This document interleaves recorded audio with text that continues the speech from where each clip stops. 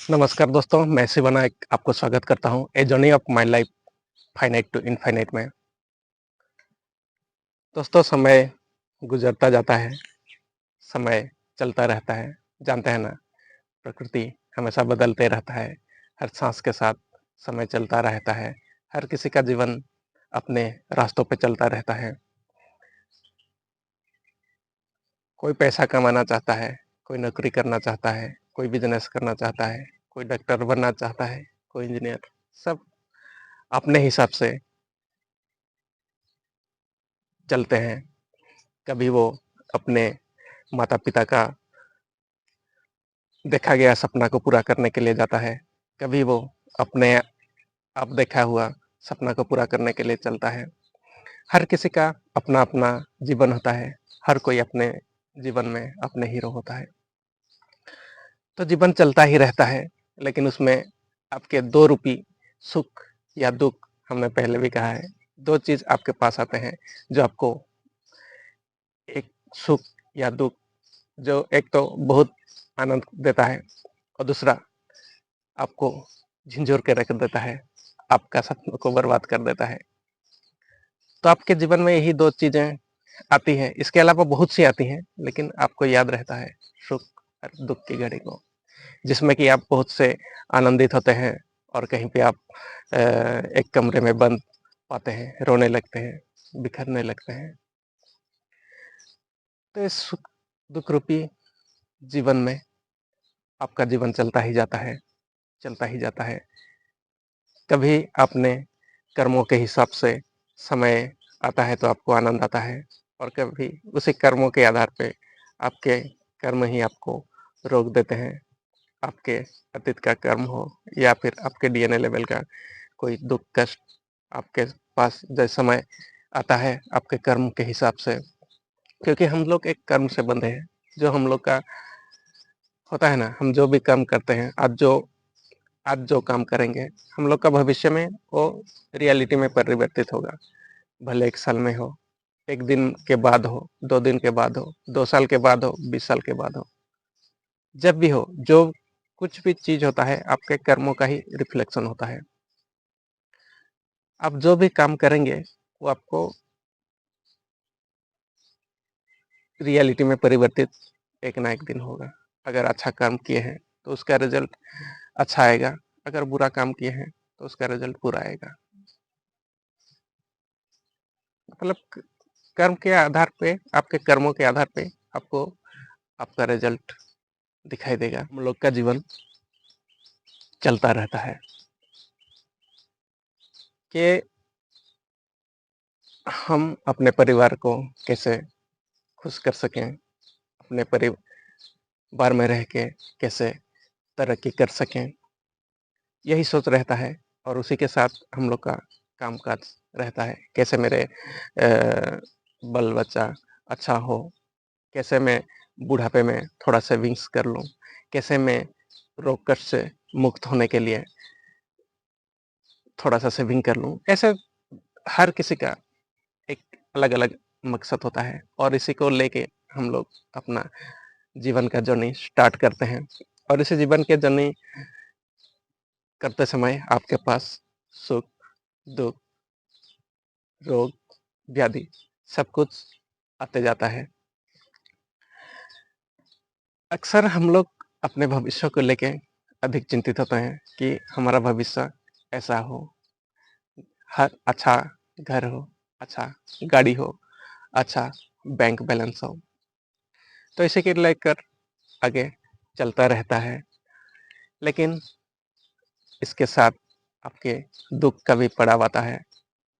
तो दुःख जब आता है तो आप रुक जाते हैं, अरे! ये क्या हुआ? अचानक से कैसे आ गया? तो मैं कह दूँ दोस्तों, ये अचानक से कभी नहीं आता है। ये आपके कर्मों का ही लेखा-जोखा है, जो समय के बाद आता है। जैसे सुख आता है ना, तो हमको लगता है कि सुख बहुत कम टाइम के लिए आता है, लेकिन ऐसा नहीं है। आपके कर्मों के हिसाब से सुख, दुःख दोनों ही आते हैं। तो ये जीवन चलता है, तो आपका जीवन तब अस्त-व्यस्त ज़्यादा हो जाता है, जब आपके पास दुःख आ जाते हैं। दुःख आने से आपको लगता है, कहीं मैं सुसाइड कर दूँ, अरे भाई मेरा इज़्ज़त चला गया। बहुत तरह के दुःख होते हैं, आप रोने लगते हैं, बिखरने लगते हैं, एक अकेला महसूस करते हैं, आपके पास कुछ चारा नहीं होता। दुःख भी बहुत किस्म के होते हैं, तो यही सब होता है, तो उस टाइम में आपके पास रास्ते नहीं होते हैं। जब वो थोड़ा बढ़ जाता है, तो आपको रोग जन्म लेता है, रोग जन्म रोग भी होते हैं पहले, लेकिन जब आपका दुःख की स्थिति आ जाए, तो आपका जो रोग की परेशानियाँ हैं, वो ज़्यादा बढ़ जाता है। तो एक मानसिक अवसाद में रहते हैं, कभी मेडिकल वहाँ पे जाते हैं, तो आपको पता चलता है कि आपका ये रोग फलाना रोग हो गया, तो आपको लगता है अरे! रोग तो छूटता नहीं भाई, हम कैसे ठीक हों? इससे तो मुक्ति का उपाय चांस ही नहीं है, मुझे तो रोग हो गया, जीवन भर मेडिसिन खाना पड़ेगा। ये सोचते आपका फिर टेंशन फिर बढ़ जाता है, तो आपको रोग फिर कमने के बजाय फिर बढ़ जाता है। तो ये होता है, तो आप उस टाइम में भगवान की ओर मुड़ते हैं। भगवान मैंने ऐसा क्या काम किया जिससे कि मुझे ये तकलीफ़ हो गया? क्यों मुझे इतना हो गया? क्या हो गया? तो आप अपने सगे-संबंधी से पूछते हैं, क्या करूँ यार ऐसे हो गया, वैसे हो गया, अपने दुखों का बखान करते हैं। फिर कहीं जाके अगर वो कहीं पे गया होगा तो बोलता है, "अरे! भई वो बाबा जी के पास जाओ, ये डॉक्टर से कुछ नहीं होगा, मेडिकल से कुछ नहीं होगा, ठीक होने वाला नहीं है। मैं वहाँ पे गया था तो मैं ठीक हो गया।" तो सुझाव मिलता है आपके फ्रेंड सर्किल के बैकग्राउंड से, तो कहीं आप सर्च करते हैं नेट से, तो कहीं आपको मिलता है कि दुःख मेरे जो दुःख का उपाय यहाँ जाने से मिलेगा। तब ढूँढते रहते हैं, तो अंततः आप भगवान की खोज में निकल पड़ते हैं, एक शांति के खोज में निकल पड़ते हैं। आपके जो होता है ना कि कैसे मैं रोग कष्ट और ये दुःख तकलीफ से छुटकारा पाऊँ, उसी को खोज में फिर आगे आपका जर्नी स्टार्ट होता है। तो इसी के जीवन के बीच में आपका 2 पड़ाव होता है, जो कि आपको अशांत करता है। कभी तो आपकी भविष्य की चिंता, जिसमें कि आप मेरा बैंक बैलेंस ये हो, मेरा घर ऐसा हो, मेरा गाड़ी ऐसा हो, मैं एक समाज में मेरा अच्छा स्टेटस हो, भविष्य को लेके चिंता करते हैं और अतीत की चिंता करते हैं कभी, अरे मेरा ये रिलेशनशिप अच्छा था, मेरे पिछले वक़्त कितना अच्छा थे, सब कुछ कितना बढ़िया था, लेकिन ये बहुत गलत कर दिया, इसे मैं छोड़ूँगा नहीं, ये मुझसे क्या मेरे ख़ास दुश्मन है, ये मुझे ज़िंदा नहीं छोड़ेगा, तो मैं भी इसको ज़िंदा नहीं छोड़ूँगा। तो दोनों तरफ कभी आपका भविष्य में छलांग मारता है, आप कभी शांत में बैठे होंगे। ये मैं अपने अनुभव के बताता हूँ क्योंकि मेरा होता है। कभी आप भविष्य में छलांग लगाइए, आपके विचार मेरा ऐसा होना चाहिए, ऐसा करूँगा, ऐसा हो जाएगा, तो मेरा जीवन ऐसा हो जाएगा। तो आपके भविष्य की चिंता में आप खोए रहते हैं और भविष्य में कैसा आपका जीवन हो, उसके हिसाब से आपका प्लानिंग चलता है। आपका प्लानिंग चलता है, मेरा ऐसा करूँगा तो ऐसा हो जाएगा, ऐसा करूँगा तो ऐसा हो जाएगा। जैसे कि मेरा प्लानिंग है, अगर मेरे पास अच्छा क्या अच्छा रोज़गार अगर आ जाए कंटिन्यूअसली तो मैं ऐसा साधना कर सकता हूँ। मैं ध्यान साधना में अधिक से अधिक दे सकूँ। रोज़गार में मेरा उतना ध्यान ना रहे, एक सीधी तरीके से आए, जो कि मेरे आगे साधना में मेरा जर्नी को सुगम करे।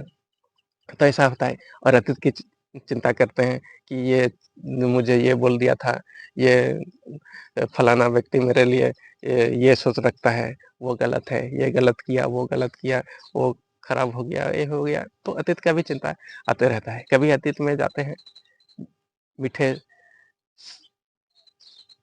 अतीत के साथ और कभी खराब अतीत के साथ, दोनों चीज़ वहाँ होते हैं। भविष्य की भी चिंता वही, अच्छे, बुरे दोनों चीज़। तो हम लोग वर्तमान में कभी जी ही नहीं सकते। तो बड़े लोग कहते हैं, हमारे गुरुजी भी कहते हैं, वर्तमान में रहो। गौरील शंकर महादेव जी कहते हैं, वर्तमान में रहो, अतीत को भूल जाओ, पीछे क्या हुआ वो सोचना गलत है, आप वर्तमान में रहना सीखें। तो इसी तरह आप कोई तलाश करते हैं यूट्यूब कि आपके सगे-संबंधी से कि वो व्यक्ति बोलता है कि फलाना गुरु के पास जाओ, तो गुरुजी के पास जब जाते हैं तो आपको अ, जपने के लिए माला दे देता है कि तुम वर्तमान में रहो। तो माला इसलिए दिया जाता है कि वर्तमान में रहने के लिए। आपका जो मन इत कभी आगे चलता है भविष्य में, कभी जाता है पीछे। तो आपका जो वर्तमान में रह नहीं सकते हैं, इसके लिए आपको माला दिया जाता है कि आप वर्तमान में एकाएक रह सकें। ऐसा नहीं कभी 6 लाख जपना, फिर एकाएक कभी आपको उतने प्रैक्टिस है नहीं वर्तमान में रहने के लिए। जब भी आप शांत रहते हैं तो कभी भविष्य की छलांग, कभी अतीत की छलांग, अतीत वर्तमान में जीने का नाम ही नहीं। वर्तमान में जीते हैं ऐसा नहीं है, लेकिन वर्तमान में जो जीते हैं वो कम समय के लिए होता है। तो जब गुरु के पास जाते हो तो गुरु सिखाते हैं वर्तमान में रहने के लिए, एक माला पकड़ा देते हैं कि चलो एक फलाना व्यक्ति एक बहुत व्याकुल हो रहा है, इसको थोड़ा दे देते हैं माला। तो इसमें क्या है ना, आपका जो माला जप करते हैं तो जब भी सुबह हो शाम हो, आपका तो बैठने का कोई ये नहीं था, रूटीन ही नहीं था। लेकिन जब गुरुजी के पास जाते हैं तो उसमें माला दे देता है, तो उसमें आप सुबह 1 घंटा करते हैं, शाम को 1 घंटा करते हैं, 1 दिन में 2 घंटा, जबकि आप 2 मिनट के लिए भी वर्तमान में रहते हैं। तो 2 घंटा जो होता है आपका माला जपने में जाता है, मतलब आप वर्तमान में ही वो माला को जप कर रहे हैं, तो वो आपका वर्तमान हो गया। तो 2 घंटा अगर मान लीजिए 1 दिन में स्पेंड कर रहे हैं आपका माला जपने में, तो आपका भविष्य ऑटोमेटिकली वर्तमान में जीने का जो सीख होता है, वो दे देता है और आपका बेनिफिट्स निकल आता है। तो आपका जीवन वहीं से बदलना शुरू हो जाता है। ये तो होता है एक वर्तमान में जीने का तरीका। जैसे हम लोग हमारा धर्म पुराणों की बात कहें, तो उसमें मैं भगवत गीता जब जब मैं 16-17 का साल शायद हुआ होऊँगा, तो मैं श्रीमद् भगवत गीता पाठ किया था।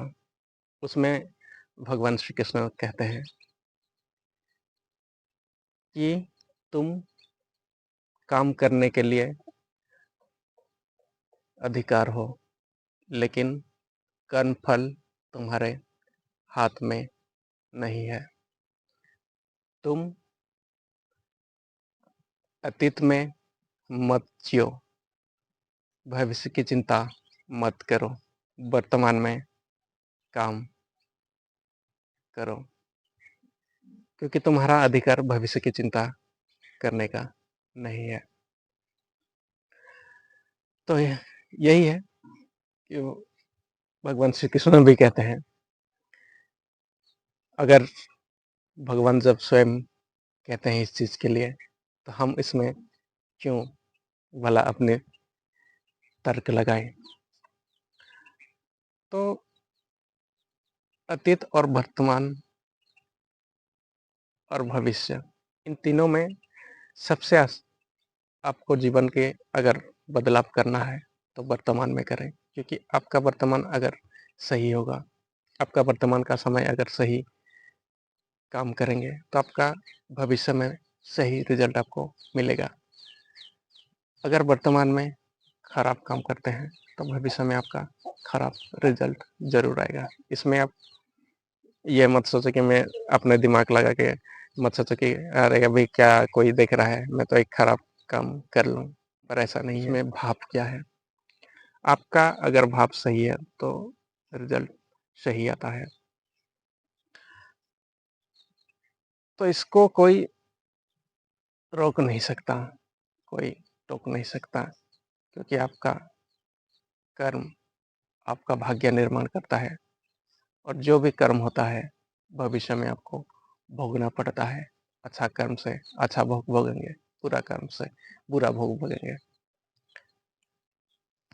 कर्म फल आना सुनिश्चित है, इसको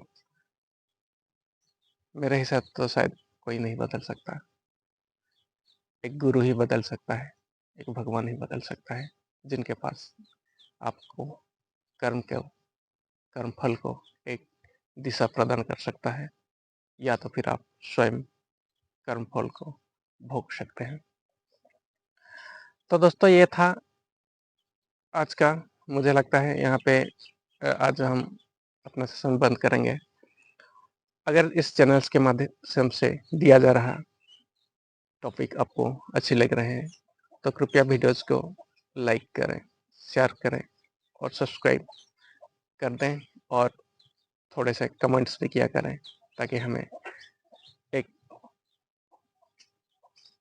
लगेगा कि मेरा वीडियोस देख रहे हैं और मुझे एक मोटिवेशन जागृत होगा। चलो हम मेरे वीडियो के माध्यम से अनेक लोग जागृत भी हो रहे हैं। इसी मकसद से आज का समय हो चला है, आपसे विदाई लेते हैं। धन्यवाद।